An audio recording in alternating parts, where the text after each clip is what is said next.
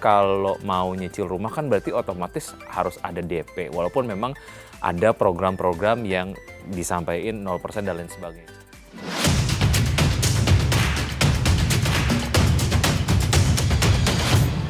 Aduh, harga rumah udah tinggi-tinggi banget. Kapan kebeli, gajinya juga masih kecil. Aduh, sobat investor, ada nggak sih yang rumah kira-kira bisa dicicil tapi cuma 12 bulan terus kayak cuman sejuta aja gitu? Kayaknya jarang ya, sobat investor. Aduh. Oh, Vo, dari tadi gue lihat lu lemas banget. Iya. Kayak kain lap kebanyakan air. Aduh. Nah, makanya ini belum diperes lagi nih. Gimana ya, Wik? Gue kan lagi mikir nih, dengan gaji gue yang sekarang, apalagi gue belum lama-lama banget kerja, tapi kan gue juga punya keinginan pengen beli rumah. Kira-kira apa ya yang bisa gue strategiin biar bisa gue beli rumah gitu? Kalau berdasarkan pengalaman gue nih ya, jadi sebenarnya bisa banget untuk kita lah ya, atau milenial untuk bisa punya rumah. Asalkan sebenarnya kayak secara hitungan itu pas lah, cocok lah dengan misalnya penghasilan lo per bulan, kemampuan cicilan lo, dan juga sebetulnya yang paling penting adalah harga rumah. Kan kalau ngomongin soal rumah ideal, rumah idaman kayaknya nggak ada batasnya gitu. Misalnya nih ya, gue misalnya punya rumah ideal atau rumah idaman itu kayak yang di pinggir pantai gitu misalnya. Tapi ketika gue melihat kemampuan bayar gue, nggak mungkin kayaknya gue punya rumah pinggir pantai. Miliaran ya kayaknya Miliaran pinggir pantai pastinya. ya. Aduh, Jadi, dengan view yang indah. betul, jadi kayaknya cukup kalau pengen punya rumah secara harga kayaknya harus realistis gitu ya. Terus abis itu paling nyesuaiin sama tabungan gue sih. Misalnya gini, kan kalau mau nyicil rumah kan berarti otomatis harus ada DP. Walaupun memang ada program-program yang disampaikan 0% dan lain sebagainya. Cuman somehow kan kalau yang namanya DP itu bisa ngeringanin yang namanya cicilan ya kan. Kalau misalnya gue bisa bayar DP sekitar 10% gitu misalnya, gue rasa sih itu udah cukup bagus. Gue cek tabungan gue, oke, ini kayaknya udah mencukupi nih 10% untuk bisa gue DP rumahnya gitu. Terus habis itu, oke, kalau itu udah terpenuhi, kira-kira dari cicilan per bulannya itu gimana tuh? Nah, dengan gaji bulanan yang gue dapat, misalnya sebelum gue memutuskan akan ngambil atau enggak, gue biasanya datengin dulu tuh si developernya. Biasanya dia itu punya semacam mekanisme penghitungan lah. Kayak misalnya dengan gaji gue segini, dengan DP gue segini, kira-kira per bulannya gue harus nyicil berapa. Nah dari situ kayaknya udah mulai kebayang gitu. Oke, kayaknya untuk tipe rumah ini dengan DP gue segini, dengan gaji gue segini, gue bakal aman gak ya untuk bisa nyicil rumah gitu. Nah tapi nih masalahnya, gue kan sekarang juga ngekos. Mungkin enak ya kalau kita misalnya tinggal sama orang tua. Tapi gimana nih misalnya kayak gue mungkin sobat investor juga dimanapun berada, ngekos terus pengen cicil rumah, belum lagi cicilan-cicilan yang lainnya, mungkin ada yang pengen beli motor dan segala macam. Gimana sih cara kita ngakalinnya? Apakah harus direm dulu atau kita pilih yang mana gitu? Harus direm dan juga harus milih mana yang jadi skala prioritas kita. Misalnya kalau kita mau pengen punya rumah, ya udah fokusin aja dulu di situ karena kan kita nggak punya duit banyak ya kan. Kita masuk ke dalam kategori yang pas-pasan nih. Benar, misalnya. Jadi kalau lu pengennya punya rumah, ya udah cita-cita lo yang lain dikesampingkan dulu, fokus ke punya rumah. Nah, gimana kondisinya kalau lu kondisinya lagi ngekos gitu. Nah, ketika misal lu beli rumah, lu udah bayar DP, abis itu lu beli rumahnya adalah dengan skema KPR lagi. Otomatis kan kalau lu ngekos, lu akan ada dua lubang yang lu harus tutup. Lu harus bayar setiap bulannya. Nah, pada saat itu pilihan gue adalah, oke, pertimbangan kenapa gue harus punya rumah adalah kalau gue ngontrak, kalau gue ngekos, ibarat kata duit gue buat orang lain, duit gue nggak nyangkut gitu. Otomatis ya gue harus nyangkutin duit gue ini ke satu aset yang kayaknya ujung-ujungnya akan menjadi milik gue. Walaupun memang secara skema kepemilikan gue masih kredit gitu. Ya otomatis gue harus membulatkan niat gue untuk membeli rumah, gue ngasih tabungan gue, terus gue jadiin niat gue untuk membeli rumah tersebut gitu ya dengan skema KPR. Habis itu udah gue tinggalin rumah itu. Artinya gue tinggal di rumah itu, gue tidak ngekos lagi. Walaupun memang secara jarak gitu ya, kalau ngomongin soal area di sekitar Jakarta sendiri, kayaknya nyaman deh kalau gue ngekos ataupun ngontrak di deket-deket kantor, karena gue nggak usah misalnya ngongkos mahal-mahal gitu, karena deket lah jaraknya gitu. Tapi kan ada biaya bulanan sewa kosan dan juga ngontrak yang gue harus Bayar penuhin lagi. gitu. Nah, konsekuensinya apa kalau gue memilih untuk memilih rumah yang areanya di luar Jakarta, which is mungkin ada di Tangerang Selatan, Depok, Bogor, dan sebagainya. Gue memilih rumah yang aksesnya deket dari stasiun gitu, supaya ongkos gue nggak gede-gede banget. Ini kan berarti jarak gue ke kantor kan makin jauh banget Makin nih. jauh berarti bengkak di ongkos Nah, nanti kan. makanya otomatis gue harus nyari rumah yang deket stasiun. Karena kalau stasiun tuh pakai kereta, misalnya kayak rumah gue nih sekarang, dari stasiun yang terdekat ke kantor gue, ke stasiun terdekat ke rumah gue itu cuman jarak 5 stasiun. Itu kalau satu jalan aja ongkosnya cuma 3.500. Berarti kita bisa ngirit ke yang lain ya. Iya, bener. Jadi Ongkosnya nggak perlu naik yang transportasi online lagi, kita transportasi umum yang ya, komersil ya, kayak dibilang. kurang lebih kayak gitulah. Nah tapi nih tadi tuh gue kepikiran, karena kan gue baru survei rumah nih, adalah di daerah ya pinggir-pinggir Jakarta tapi mendekati Depok lah gitu. Nah gue tuh survei rumah ada cari yang rumah yang menurut gue nih, wah gue suka nih sama nih rumah, pengen gue beli, tapi budgetnya katakanlah 500 juta. Sedangkan kemampuan gue mungkin sekarang hanya yang 200 juta. Oke. Kira-kira menurut lo nih, bisa nggak sih gue juga pengen nih beli rumah yang 500 juta ini, tapi mampunya yang 200 juta dulu. Oke, kalau pengen sih pengen, bisa banget. Cuman kan semua itu orang bank pasti dia kan punya hitung-hitungan kan. Kira-kira dengan catatan sendiri ya. penghasilan lo, dengan penghasilan lo per bulan seperti apa, oke kayaknya lo cuman mampunya ya 250 juta. Sementara lo nggak punya sumber uang lain gitu. Mau nggak mau lo harus ngambil itu gitu. Dan ya menurut gua nggak ada salahnya juga untuk rumah pertama lu ambil sesuai dengan budget lu sih. Karena gini, kalau ngomongin soal rumah sendiri kan nilainya akan terus naik ya. Benar. Apalagi kalau lu misalnya pilih sebuah rumah yang proyeksi pengembangannya ke depan nih gitu ya, menurut developer. Oh ya, di sini nanti akan ada dibangun mall. Di sini akan dibangun misalnya pusat Halte, pemerintahan segala dan lain macam. sebagainya gitu. Itu otomatis nilai harga tanahnya akan naik, plus juga nilai rumahnya juga akan naik.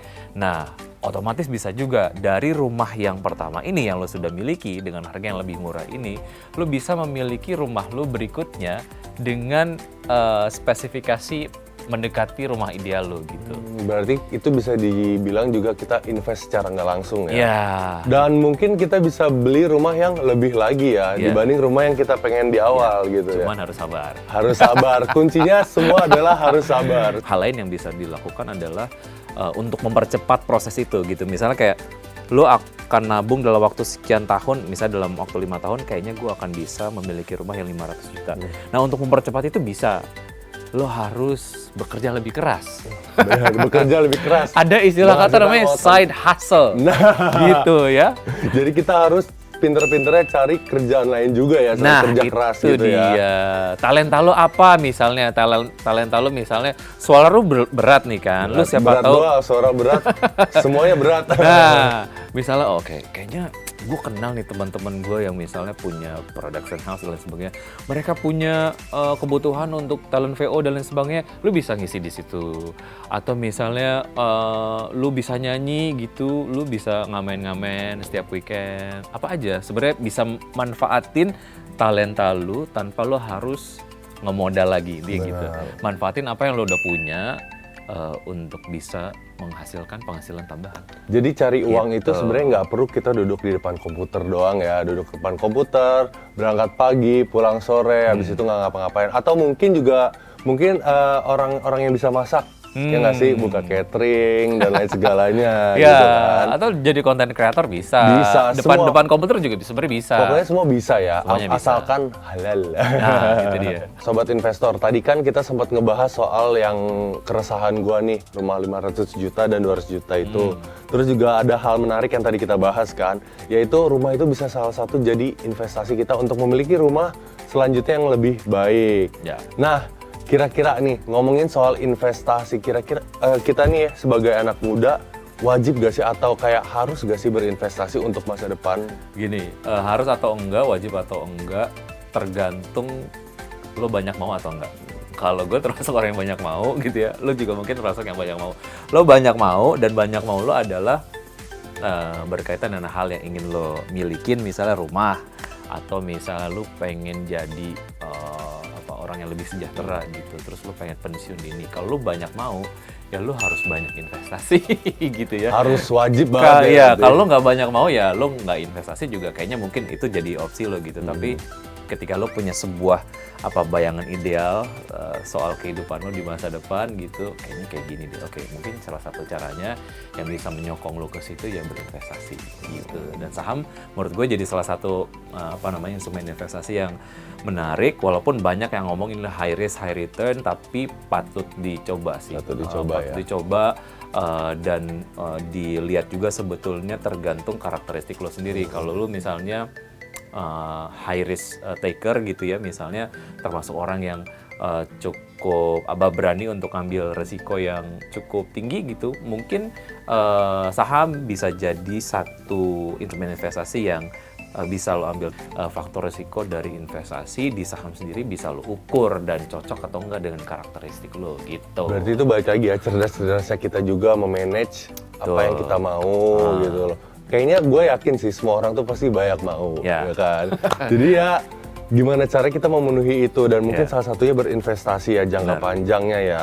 Nah, tadi itu juga investasi saham dan instrumen lainnya itu bisa menjadi salah satu untuk kita bisa membeli rumah idaman yang kita inginkan. Dan balik lagi ya, semua itu butuh waktu, sabar ya yang penting ya. Mau gimana pun caranya yang penting sabar. Sabar dan ya itu belajar kali ya, belajar. Mengenali sebuah instrumen investasi itu gimana sih gitu untuk bisa ngedapetin gain yang maksimal. Benar. Gitu. Jadi kita juga walaupun nanti di hari tua juga nggak boleh yang namanya nggak belajar gitu. Tetap kita harus jeli melihat kayak peluang-peluang yang ada gitu ya. Oh ini nih kayaknya bisa jadi peluang. Oh ini juga bisa nih, ini juga bisa nih. Kita sikat aja gitu. Wih, misalnya nih, tadi itu gue sempet masih aja kepikiran soal rumah 500 juta yang gue pengen itu. Semisal aja ini mah, andai-andai gue tetap mau maksain kalau gue mau beli rumah. Namanya juga udah jatuh cinta ya. Kalau udah jatuh cinta apa aja pasti dikejar ya nggak sih?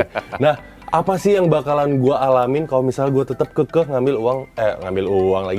rumah yang 500 juta itu? Berdasarkan pengalaman temen gue sih, jadi dia itu ngambil rumah yang kayaknya harganya di atas kemampuan cicilannya dia. Konsekuensinya adalah ini asumsinya kalau dia nggak side hustle ya, kalau dia nggak ngerjain pekerjaan tambahan lah gitu. Mager-mageran, pengennya kerjaan itu aja gitu. Iya, otomatis ya misalnya dari 100% gajinya gitu, dia 90% kasih buat nutupin cicilan rumahnya. Lo kebayang nggak dalam 1 bulan lo hanya menghabiskan uang 10% dari gaji lo? Hanya 10% ya? 10%, karena lo kan memang komit nggak mau nyari kerjaan tambahan kan? Ya tinggal ditanya lagi, lo mau atau enggak menanggung konsekuensi itu. Karena kan pengennya sih lo tetap punya rumahnya, lo juga tetap hidup dengan nyaman gitu. Ya nyamannya artinya cukup lah gitu. Ya kalaupun memang itu yang lo inginkan, ya target yang paling realistis adalah ya punya rumah yang sebetulnya sesuai dengan kemampuan cicil lo gitu. Karena gimana pun ya lo pengennya kan menjalani itu semua dengan nyaman gitu. Bener. Apalagi ya nanti kita pakai semua sempit-sempitin ya. Iya, pakai baju-baju Adele kan. Iya, nggak bisa beli baju baru lagi gitu. Gitu. 10% yang kita nikmatin buat di luar cicilan itu ya. Belum makan, belum tabungan, itu dia. belum gaya-gayaan, belum traktir pacar-pacar. Kalau pacarnya cuma satu. Iya, itu. Kalau lu siap sih, Kalau siap ya. aja. Nah, sobat investor, gue udah mulai kebayang nih gimana caranya gue bisa dapat rumah tapi di usia gue yang mungkin terbilang cukup muda ini. Jadi nggak perlu ya kita mengurungkan cita-cita kalau misalnya kita masa muda kayaknya ngekos aja deh gitu. Kayaknya gue nggak penting-penting banget beli rumah, tapi jangan salah, kita juga butuh rumah loh di usia muda maupun di usia tua gitu. Karena itu adalah salah satu investasi yang baik juga ya untuk kita ke depannya. Nah, kalau gitu nih Sobat Investor, thank you banget ya Wik.